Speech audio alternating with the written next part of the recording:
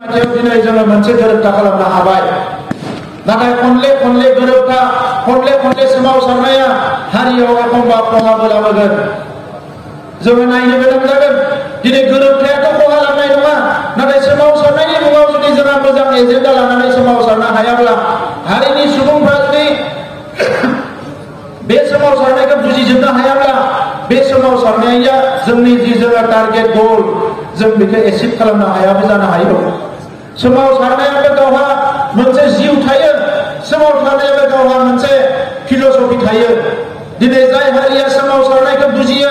सोमावसारनायनि फिलसफिखौ बुजियो बे हारियासो सोमावसारनायनि गेजेरजों माबा नङा माबा मोननो हायो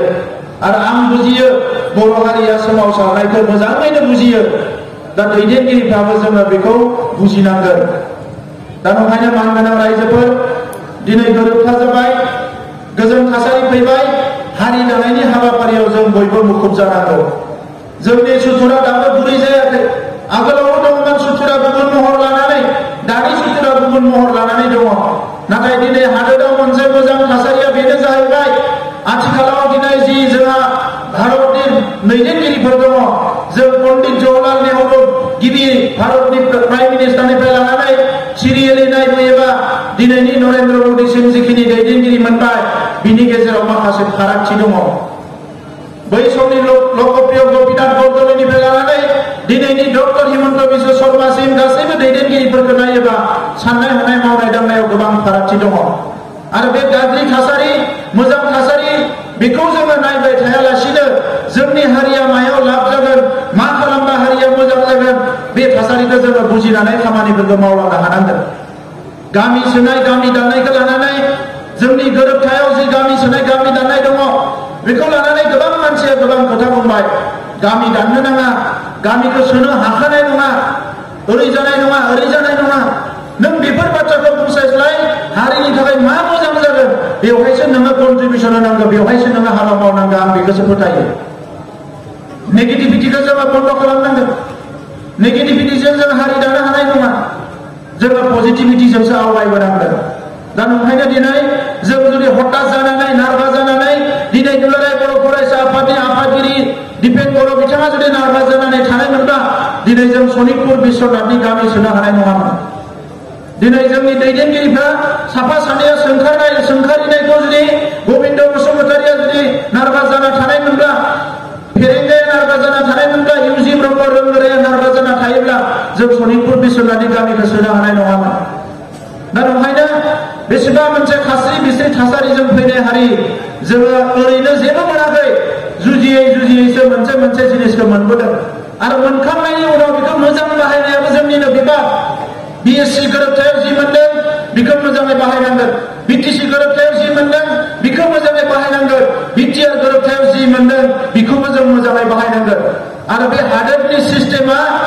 दिनै गुबुन रोखोमै सोलिगासिनो दङ दिनै हादोराव जायफोर लिडार दङ नरेन्द्र मोदी अमित शाह बिथांमोना दिनै सारा भारत नाङैनो मोनसे गुबुन नोजोरजों दिनै बिथांमोना दैदेनगासिनो दङ जों उन्दै समनिफ्रायनो खोनादोंमोन जम्मु काश्मीराव अराय सम जिहादिफ्रा फैनानै मानसि बुथारो बमा होयो गोबां पुलिस मिलिटारि आर्मि थैबाय दिनै काश्मीरखौ बिथांमोना थान्दा खालामबाय नर्थ इस्टनि जेसेबां सिलाय लाग्राफोर दङ मोनसेनि उनाव मोनसे बिथांमोना दिनै थान्दा खालामगासिनो दङ सावरायनानै फिनिशिं खालामगासिनो दङ मोनसे समाव एनएसियाना बेसेबांबा गिलु बालु सिलाय लाग्रा हान्जामोन नागाफोरनि बे एनएसियाना दिनै मोनथाम मोनब्रै बाहागोआव गावबाय जाय एनएसियाना मोनसे समाव बुंदोंमोन जोङो गुबुन हादोराव नङाबा सावराया बे एनएसिया फैनानै दिनै नागालेण्डआव जिरायनानै भारत सरकारनि अफिसारफोरखौ लामा नायनो गोनां जाबाय जों माला सावरायगोन जों माला सावरायगोन गासैबो थासारिया उल्था जाबाय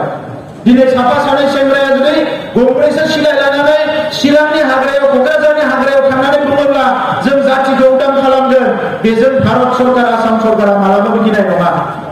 बिनि थाखाय जोंनि गामिनि रायजो राजाफ्रासो खस्थ' मोनगोन जोंनि लाइमोनफ्रासो खस्थ' मोनगोन दिनैनि समा हाग्रायाव थानायनि सम नङा दिनैनि समा गामियाव थानानै समाजाव थानानै गोग्गो सोलोंथाइ लानाय टेक्न'लजि सोलोंनायनि सम आरो दिनै रांखान्थि जौगानायनि जि मोनसे गोदान अर्डार बेजों थांफानायनिसो मोनसे सम दा नंखायनो रायजोफोर दिनै जोङो पलिटिक्सआव फैदो होननानै गोलाव समनि बर'फोरनि जारिमिनखौ सोमावसारनायनि जारिमिनखौ खास्रि बिस्रि जारिमिनखौ जों मालाबाबो बावनाय नङा। सोरबा सोरबा जोंखौबो बुंनो सानो दिनै एबसुनि प्लेटफर्माव फैनानै बेखिनि खोथाखौ आङो बुंफैदों। मानोना हारिनि सायाव जोंहा फोथायनाय दङ, एबसुनि सायाव फोथायनाय दङ। गोदोबो दङमोन बर' रायजो राजाफ्रा, दाबो दङ, इयुनावबो थाबाय थागोन। दिनै एनडिएफबिनि दैदेनगिरिफ्रा हारिनि थाखाय जि सिमांखौ लानानै सोमावसारदोंमोन बेखौ दिनै सुक्ति जानायनि उनाव गोरोबथा जानायनि उनाव मोगथां महर होनायनि बिबान फैबाय। एबसुनि दैदेनगिरिफ्रा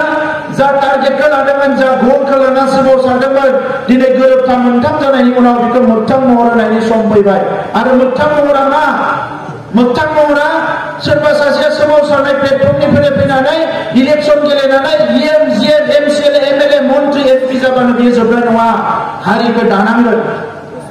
दिनैबो जौ जुवाजों जुजिनो नागिरो। मोनसे हारिया एसेबां खस्थ' खालामनानै फैबाय, दाबो साफा सानै मानसिया जुवा होनो मोनैनि नांलाय नागिरो।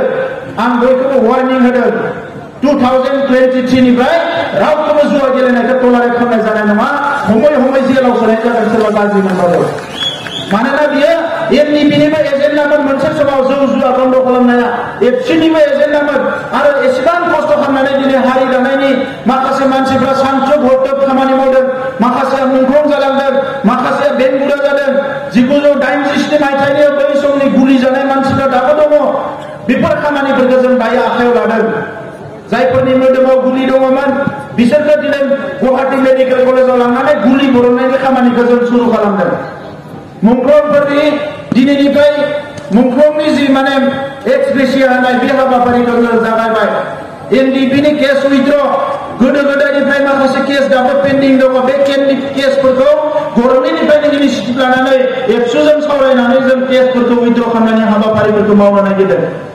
जोंनि गोरोबथायाव गोबां मोजां बेवहाय क्लजफोर दङ। दिनै उदालगुरियाव जोङो स्पर्ट्स एकाडेमि गायसननो नागिरदों। स्पर्ट्सआव बेसेबांबा स्ट्रं जोंनि मानसिफ्रा, नाथाय सुबिदायानो गैया। बे गासैबो बिथिंखौ लानानै दिनैनि समाव बर' थुनलाइ आफाद, दुलाराय बर' फरायसा आफादखौ सिगाङाव दोननानै बर' हारिया आरोबाव खुनु एना एनि गैयाजासे, खुनु खेंख्रा खेंख्रि साननाय गैयाजासे गोथों लामाजों दावगालांनांगौ, जों बेखौ लुबैयो।